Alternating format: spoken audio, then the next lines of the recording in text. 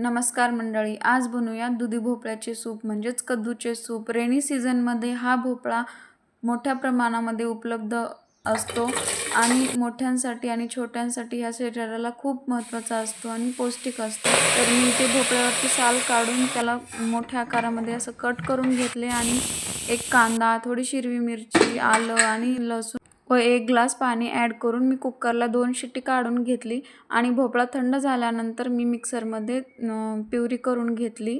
परत कुकरमध्ये 2 चमच तूप टाकून जिरे, बारीक कट केलेली हिरवी मिरची फ्राय करून घेतली आणि त्यामध्ये गाळणीच्या सहाय्याने ते तयार प्युरी गाळून घेतली आणि मिक्सरमध्ये थोडंसं पाणी घालून थोडं ॲड करून घेतलं पाणी त्यामध्ये आणि छान असं उकळी काढली। त्यामध्ये चवीनुसार मीठ आणि गरम मसाला आणि काळे मिरे पूड टाकली, वर कोथिंबीर टाकली आणि उकळी काढून घेतली। गरम गरम सर्व केलं। रेसिपी आवडली तर लाईक, शेअर आणि सबस्क्राईब करा। थँक्यू।